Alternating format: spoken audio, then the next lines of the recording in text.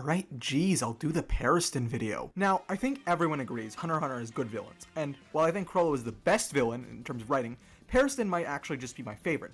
And yeah, I don't think Merom is as good as the other two. What are you gonna do, arrest me? I mean, I guess that's technically on me. I really should stop saying that. This is the third time this week. I mean, I think I have enough time to finish this video before my trial starts, though. Never mind, they're taking me away. Yeah, I got time. Yeah, don't worry, I got a great lawyer. But basically, I think I might have found the inspiration for Pariston's character. Of course, I have no real way to know if I'm right. Leading scientists are still struggling to understand Togashi's brain. But even if I'm wrong, I think we might just be able to use this to better understand Pariston, HunterXHunter, and maybe even life in general. Maybe the real inspiration was the friends we made along the way. Now, have you ever met someone who, genuinely is really smart? They're an artist, or a decent philosopher, or some kind of math savant, but also they're kinda a failure because they don't apply themselves or whatever? The stereotype of the lazy genius is pretty common in fiction, right? It's been around for ages all over the world. Both someone like Gintoki from Gintama and Hamlet could fall under the category. So naturally, psychologists have discussed the archetype at length. There's different names for it and variations of the concept. Peter Pan syndrome, man-children, redditors, but the version we're looking at today is the Puer Aeternus, or the eternal youth. Now, the eternal youth was originally a concept applied to divinity in Ovid's Metamorphoses, where he described the child god Iacchus, and then it was applied to Bacchus and Eros. But then the concept was reinvented as an archetype by Carl Jung. A simple definition of archetype is basically just an aspect of a person. It's more complicated than that, but for our purposes today, it doesn't really matter. So yeah, Carl Jung reinvented the term that was then explored further by his student, Marie-Louise von Franz, banger name by the way, in a series of lectures, and those lectures were then put into a book titled simply Puer Aeternus. Now, the concept isn't too complicated really, it's basically just a man-child. In her book, von Franz discusses another work, The Little Prince. In it, the lead character reads a book on an anaconda and about how it swallows its prey whole. He then draws an image of an elephant being swallowed by an anaconda and shows the image to his parents. However, his parents only see a hat. When a more explicit version is shown, his parents basically think he's a special grade sorcerer, if you catch my drift, and tell him to go study things like geography and history. At that moment, he renounces the world of adults as a foolish one that is either too stupid or too cowardly to understand anything beyond themselves.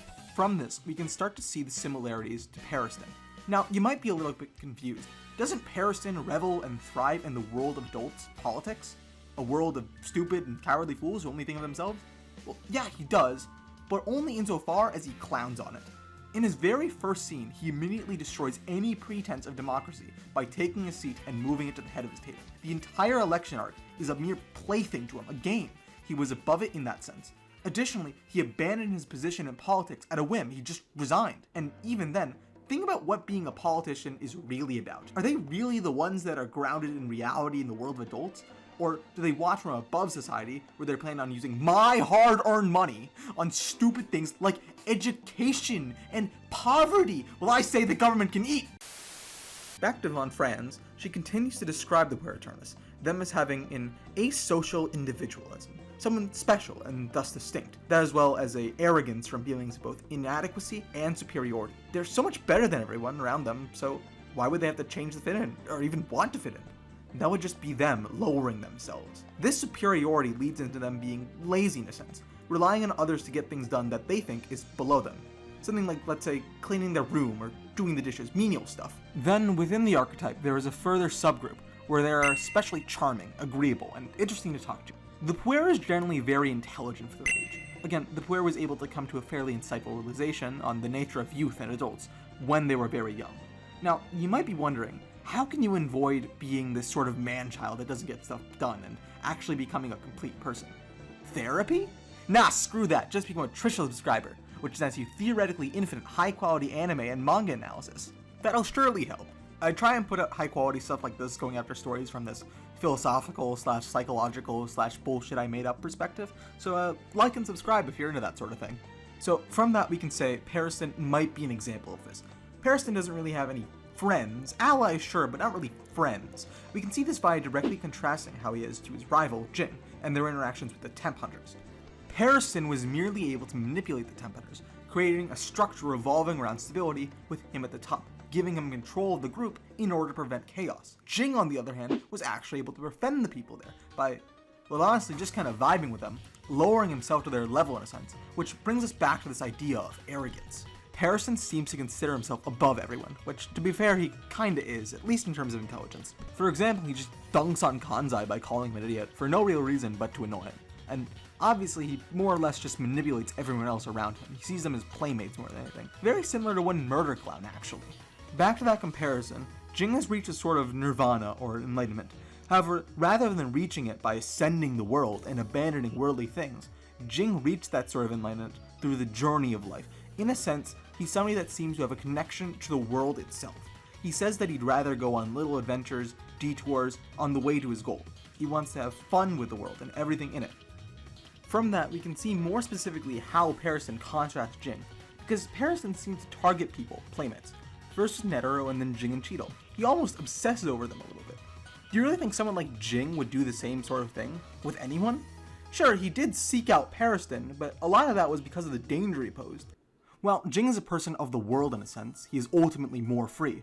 He doesn't really need other people, and that counterintuitively lets him make more connections with people. Whereas Pariston, the one who has ascended society and somewhat the world, and is above everyone, he still needs them, he still searches for them.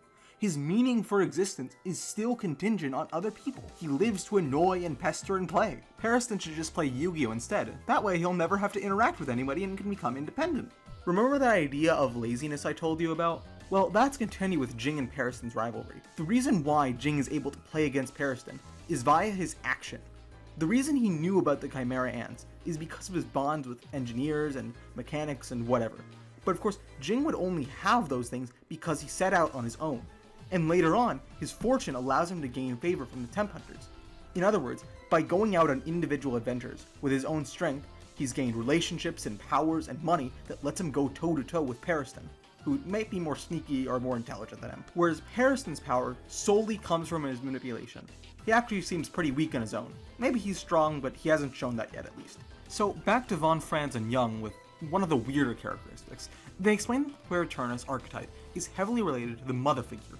They basically ended up over-reliant on their mother figures, or as Jung put it when they were too intimate. This guy was contemporaries with Freud, you gotta understand where their heads were at. After that, when the two figures inevitably part, combined with the arrogance we've discussed, the Puer is left searching for something that fills the void, so to speak. This results in what is called the provisional life.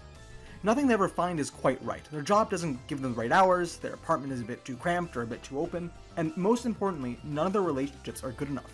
This results in a Don Juan type of character, where they just go from woman to woman, never truly satisfied. Now, obviously, Pariston is in a one-to-one match here. He genuinely doesn't seem to give a shit about women. Could make an interesting Saradnik video, so tell me in the comments if you're interested. But it brings us to two scenes that may just be the most important to Pariston's character. The first of these is at the end of the election arc, where Pariston's plan comes together. It wasn't because of any of Pariston's Machiavellianism or scheming that got him to the end, which is his power, so to speak. But rather, it was his faith put in Ging. He was in a sense carried to victory via the actions of Killua, Leorio, Gon, and probably most importantly, Ging. This is somewhat similar to the Puer and the mother figure. He genuinely believed in Ging, and presumably would do the same with other opponents he genuinely respects. We can see that with the way he treats Netero, how he wants his will to carry on into the administration after him. Sure, part of the reason he confronts Cheetle is because of him wanting it to be fun for him, but he did genuinely seem to care for Netero and his beliefs. Now, the second scene comes a couple chapters later when Ging confronts Pariston and all the temp hunters and says what we've covered up until now. Pariston viewed the Hunter administration as a sandbox, a play place, and has since moved on from them, and he would continue to move on from things once they start to bore him. Ging calls Pariston a crying baby that wants attention, which was sort of the catalyst for this video, and also one of the greatest roasts of all time. Pariston is trying to fill a void, just like how the Puer would seek attention to make up the void for the mother figure. Pariston even explains that these games are a twisted form of love. Both of them would eventually move on when they aren't fully satisfied, always wanting something better. However, Ging has chosen to pursue Pariston. He's refusing to let Pariston move on, breaking the cycle of the provisional life, and Pariston absolutely hates him for it. The only person he has ever hated, because Ging and Pariston are on the same level. Basically, Ging is too close to Pariston in all ways. It's similar to how Von Franz describes Puer as being afraid of being pinned down. It's kind of like things just got too real for Pariston in that moment, and he just can't handle it. He's too used to being above everything. It's a little early in the story for me to cleanly say what's going to happen, or what Togashi is trying to say, but I'll try and explain what he's thinking or saying, and where it might take us with Pariston. But what I think Togashi is getting at is, even though we should try and be individualistic, like Killua leaving Gon, or Jing's jinginess, when we became that sort of individual, we can't let that make us entirely detached. Even if we are massively different from others, and we aren't acting similar for conformity's sake, we still have to try and make those connections. The arc that Pariston debuted in is also an arc where Killua and all his friends saved Gon, because Gon had made genuine bond with all of them, and because of that, he was safe. Ging did something similar with the Temp team, through both his ability to lower himself and connect with them, as well as spreading his good fortune and helping this guy whose name I forget save his sister, as well as helping the mercenaries' families. This concept of good fortune is pretty rooted in Taoism, which is something I unfortunately don't have time to get into right now. Did you know there's 1,400 texts in the Taoist canon? I ain't reading all that. That's gonna take at least like an hour. I don't have an hour. But the point is, Pariston has none of that. And because of that, he will always be left wanting for more. Another playmate never actually making a proper connection with anyone, resulting in him being counterintuitively much less free than someone like Ging or even Gon. And right now I have to give him like a theory. I think that's how you do. I don't know. Maybe he'll die. He dies by like falling into the ocean, and nobody saves him. Like Terminator. I haven't watched Terminator. I'm pretty sure that's how Terminator ends. Or maybe it can be like Titanic.